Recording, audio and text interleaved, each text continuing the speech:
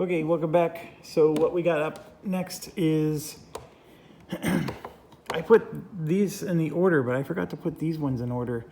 So we have the Swaby, the Huns, the Burgundy, and the Vendali. I know the Huns go last because they've already gone once and everybody else gets to go. But we got to look at so the Burgundy, for example, has a 10. The Huns have a 9. Swaby have a 12, which means they'd be dead last. The Burgundy would be after the Huns. And then the Vandals have a 11. So they actually go after Burgundy. Okay, so the order in a normal turn would be the Huns would go first, then Burgundy, then Vandals, then Swaby. So we're going to do Burgundy, Vandal, Swaby, and then of course finish it off with the Huns. And then we have to come back and do the Alans, which are right here in the middle of these two big stacks, because they're the only barbarian tribe that is not Germanic. Boy, the Germans were just a cause of trouble for hundreds of years. Just give peace a chance, guys. All right, so let's start with the Burgundies. All right, so first thing, of course, is I got to find their card because I want to see how they score their points. That's going to matter. And we should keep them inside of Burgundy, or I'm sorry, inside of Germany, because otherwise it's going to create issues. Oh, hold on.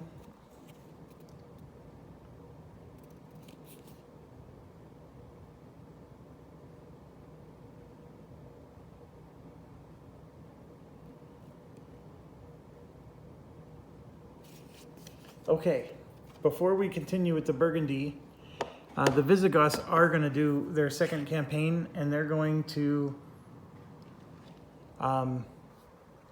attack the Romans. So, and you'll see why in a second. So 1, 2, 3, 4, 5.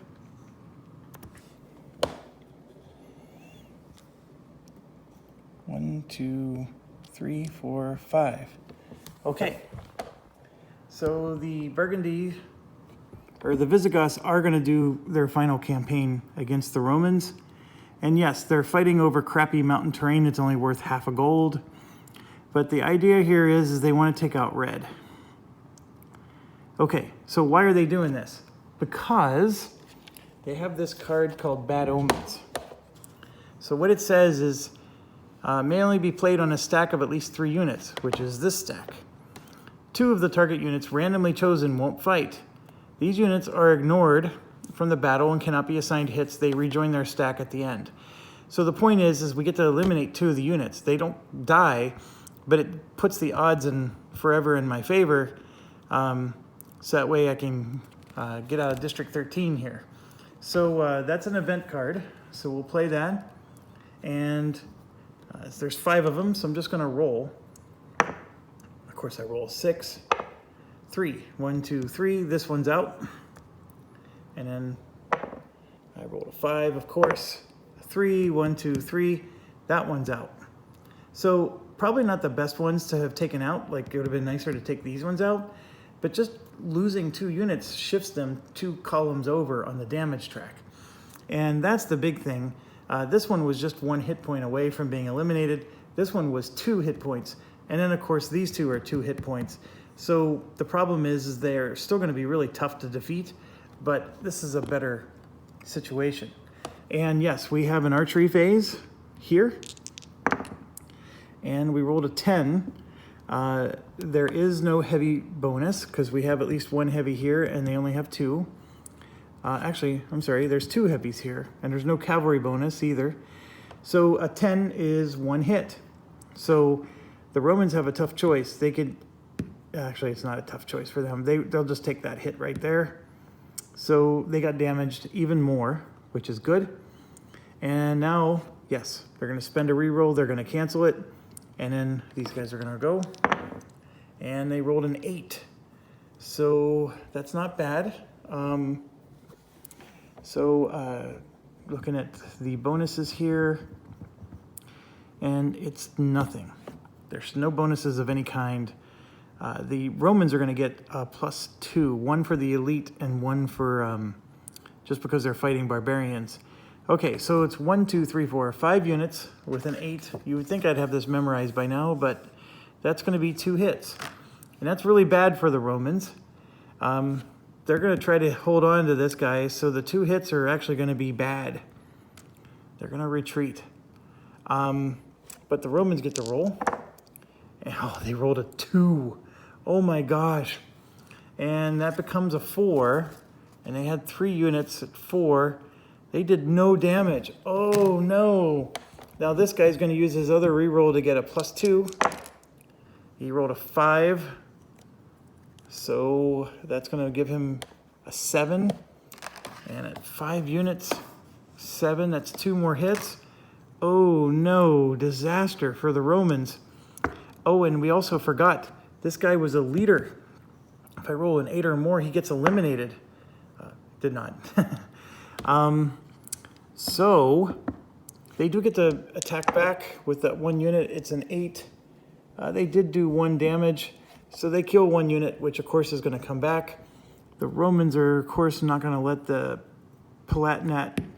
So they're going to restore him and, you know, flip him over, and they'll bring this legion back. This legion is lost. So that one gets put in the pool. And then, of course, these 2 units rejoin the stack. So the Romans, oh, we got to check to see if this guy gets killed. So I rolled a 10. He survived. And I don't think we check for assassination if he gets defeated. It's only if he wins, which is weird. So let me look up the assassination check.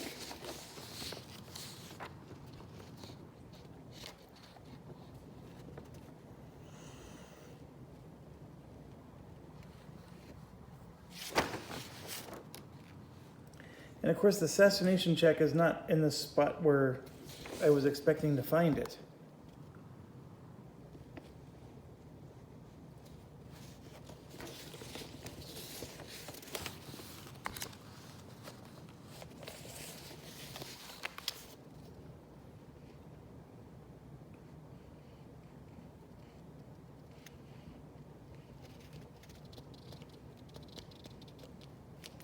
Yeah, I don't understand. This player aid has it in a weird location. That just doesn't make sense to me. Because for whatever reason, I can't ever find it whenever I need it.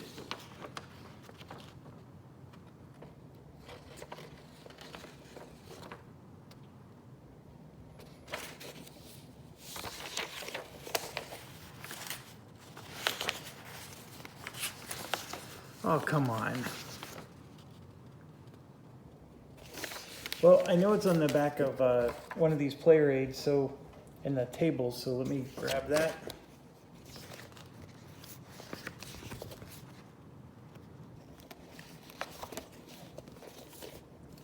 Leader assassination. Empire in decline leader gains a victory, attacking or defending. So he has to get a victory. He did not get a victory, so that is most certainly not the case here. So he does have to retreat, and here's the question, where does he go? I think if I were him, he could go into Venice, but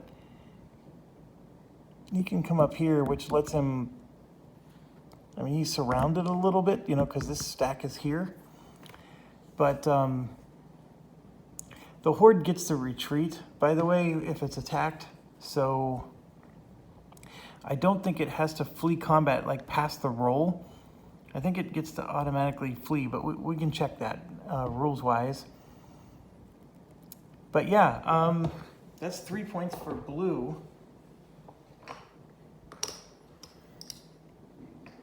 And no points for red at all. Okay, now back to regularly scheduled program, the Burgundies. So here's how they score points. each Aleman, Bavarian, Frank, Goth, Hun, Lombard, or Roman eliminated. So in either Gallia, so not in Germania. So attacking the Alemannis in Germania does nothing for them. They need to get into Gallia, which is France. They get 5 victory points if they can get to Burgundia, which is behind the big Frankie stack. And they also get points for Lotharingia, which is the same territory the Alemanni want, Rhodanus, and then the Alps, Auvergne, Helvetia, and Vienna, which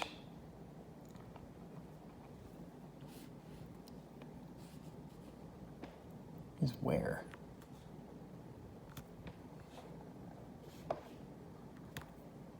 Oh, Helvetia.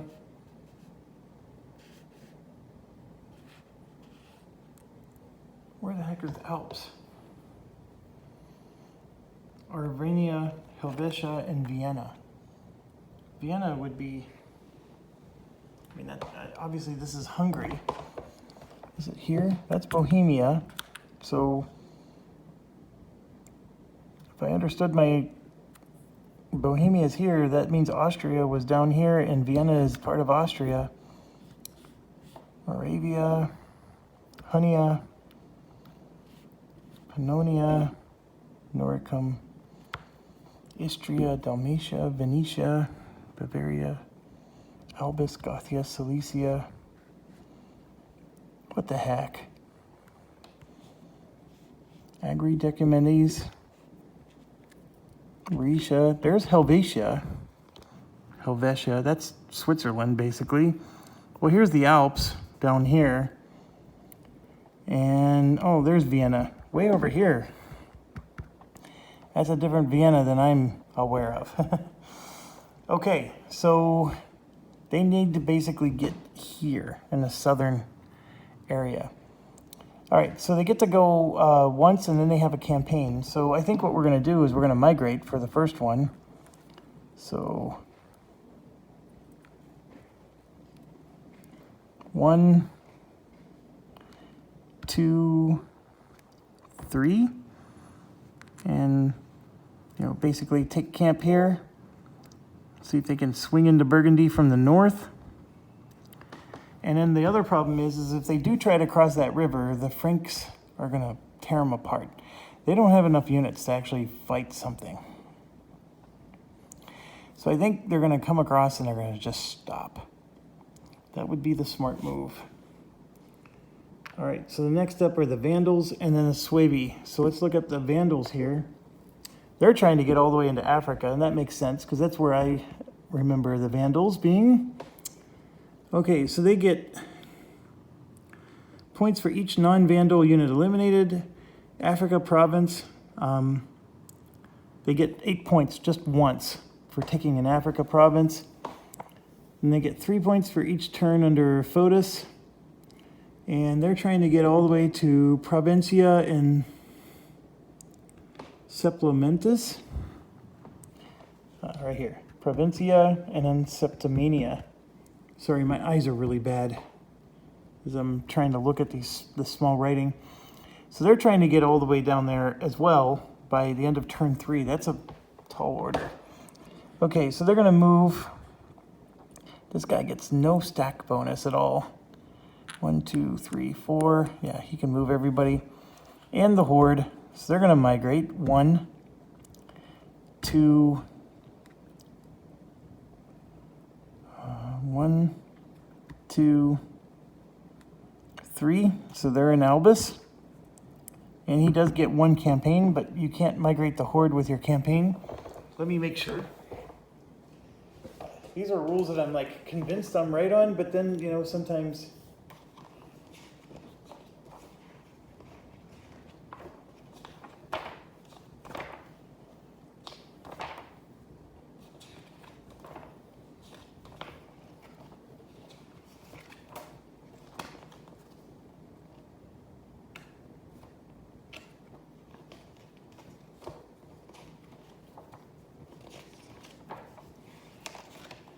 because I'm not even finding the section. That doesn't help. Oh.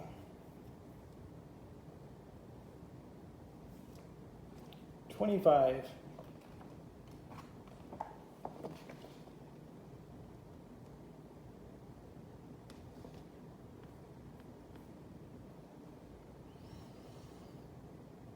Yeah, it can never move the horde.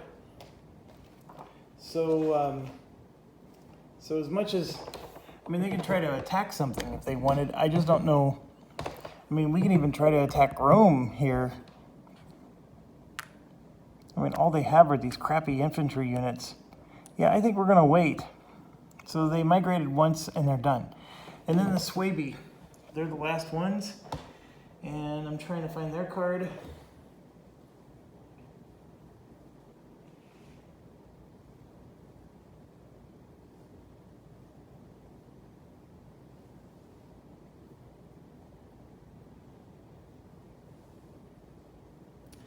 Okay, they want to get into Spain, and they get points for killing Romans and Visigoths and Alans. The Alans are these guys over here to the right.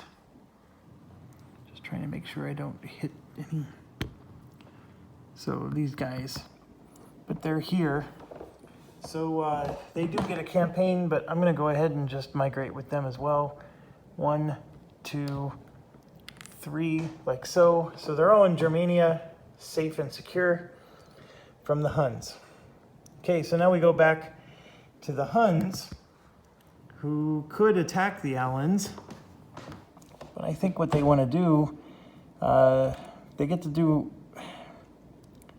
So if I ever understood correctly, the first move was an invasion, not a migration.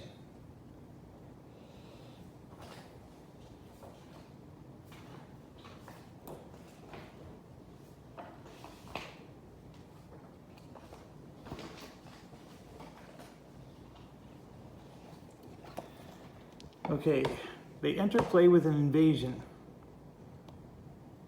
Then their invasion's interrupted by other nations' activation in normal game order. Once all the Germanic barbarians are done, the Huns resume play with their second invasion and their leader Balamir's campaign. Oh, invasion is normal, that's right. And then they do the campaign.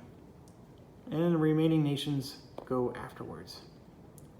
Okay, and then they are not allowed to enter the Germania area before turn 3. Okay, so the second invasion means they can migrate still. So that's what we're gonna do. Gonna migrate the Huns some more. So 1, 2, yeah, 1, 2, they can't enter Germania, so they're gonna go into Carpathia. So they're right next to Hunnia. And this guy will go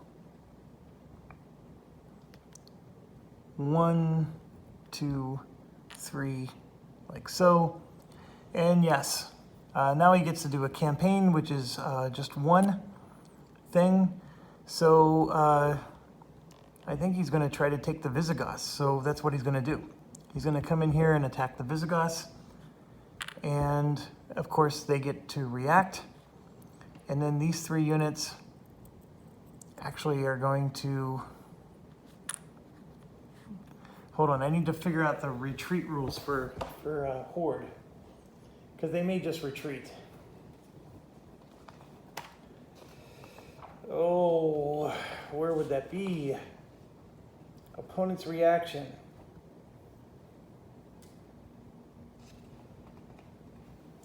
I think it would be under retreat.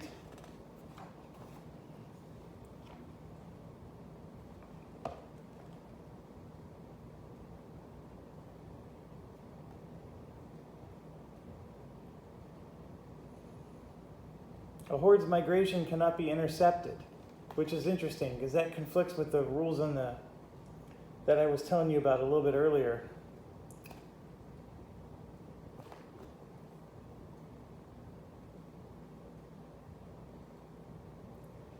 I mean, there is, like right now, that would be an overrun situation. So the horde, obviously they would have a chance to intercept. Let me,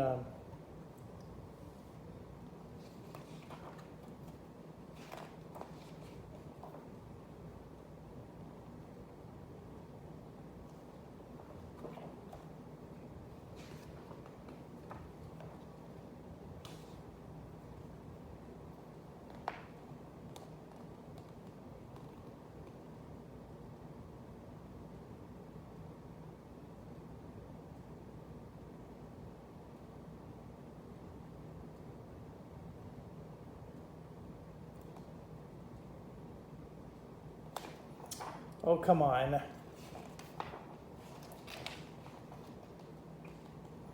There's rules for retreating, but that's after you lose a battle.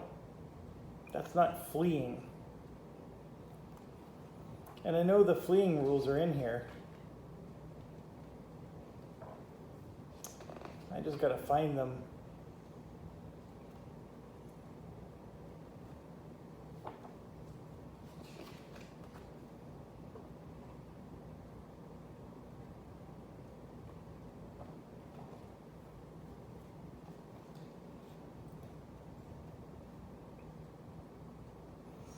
If at least one barbarian unit survives and retreats, the horde retreats with it. A horde counts as one unit when defending in a battle.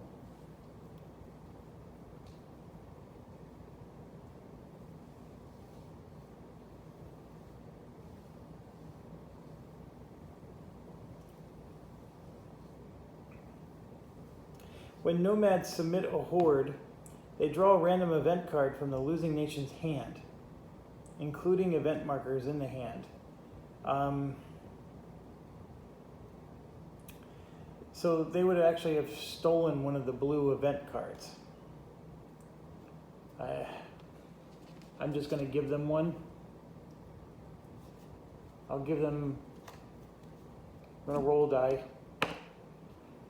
All right, they get expert navigation. Good luck, Huns, with that one.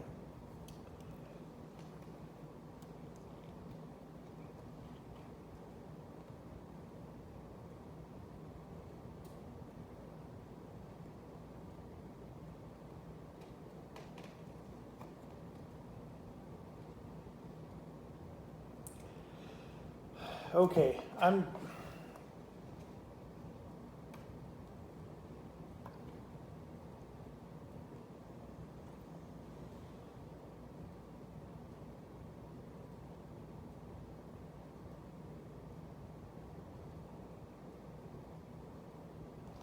I just don't understand where the rules are for fleeing. And there are rules about the horde and how it retreats and all that jazz. I'm looking in the player aid to see if I can find it there. I'm getting frustrated. I mean, I know I've read this rule 30 times. I'm just trying to...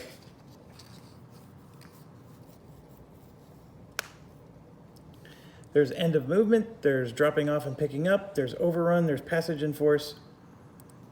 A horde can only move by migration or invasion. During an invasion, it moves freely like an infantry. The horde moves together with all the nations. Yeah, because during an invasion, the horde can move, and it can actually be part of the attack.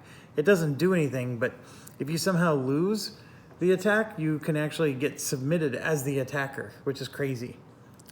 All right, so that part we know about. I'm trying to figure out, okay, what happens if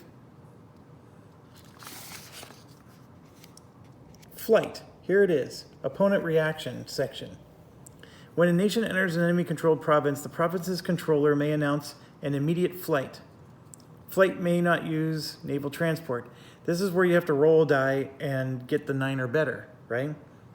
If you fail, the opponent's stack remains in the province and has to be attacked normally. If you succeed, you blah, blah, blah.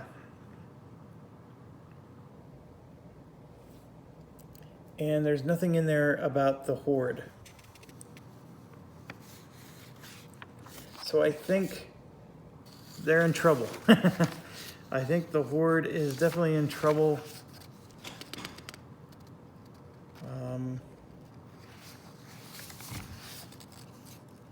Yeah. So I'm going to check one last time under opponent's reaction. And yeah, I don't see anything about the horde here.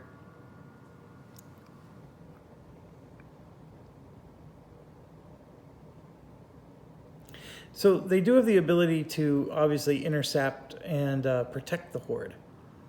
I thought for sure it said that the horde can retreat because it doesn't participate in battles.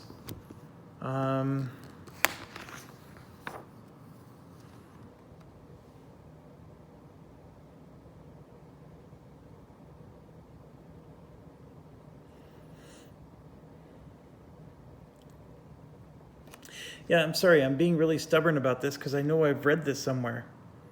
And I think, but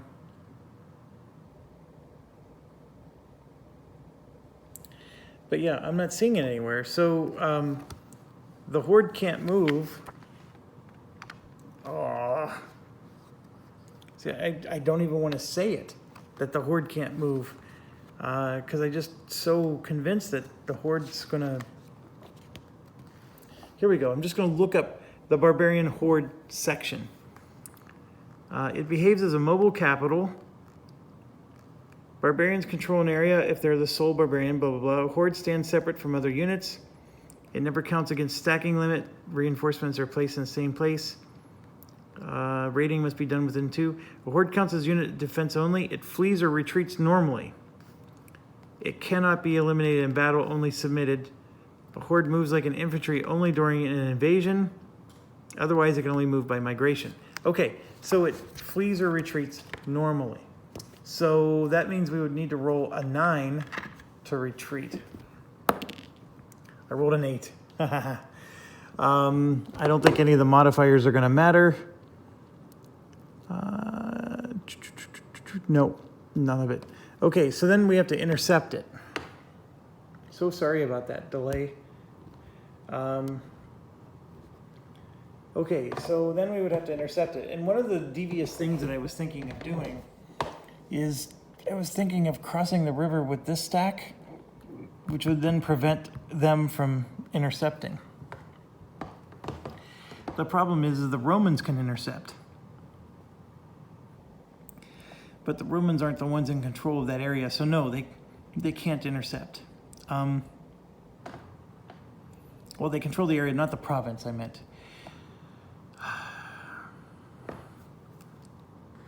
One, two, three, four, 5. You know what? We're gonna let them come in and... Well, should we let them come in and do battle? No, we shouldn't. We're gonna cross that river and attack these guys, and so then these guys have to roll to intercept here. They can't actually get to the horde. And so the horde's gonna submit because it couldn't retreat. That was the biggest problem with doing this. And we rolled a 1, so they don't even get to intercept. Oh my gosh. So, all right, we'll do this battle here real quick. I have archers. There's an archery phase. I rolled an 8. That's more than enough to kill this unit, but it will restore, and then he'll just retreat back to his stack. And then, of course, the horde's going to submit, and so it got vassalized as well. So I'm going to grab the Visigoth token, their little raid token, and give that to the Huns as well. So they successfully submitted both the Ostrogoths and the Visigoths. And so they're going to get 12 points. And that's for green. So that's good. Green's finally getting on to the map here. 1, 2, 3, 4, 5. Just making some change here. Okay. And they're done. They can't do anything else. That was their campaign. And the, although I think I moved a horde marker. Yeah, that horde marker doesn't get to move. So it stays here.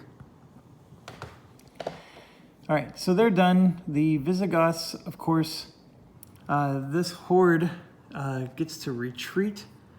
So we're going to retreat them to the stack. So the Visigoths are actually over the river, like they should be, but they are they're now vassals of the Huns, who are sitting at the river and are ready to cross. Okay, so next up is the Alans, who have to somehow get all the way to Spain, and so they're just going to migrate. 1, 2, 3, like so.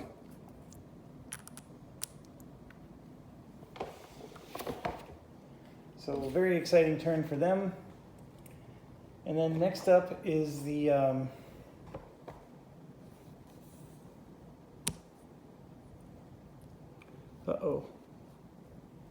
I screwed something up. I screwed something up, folks.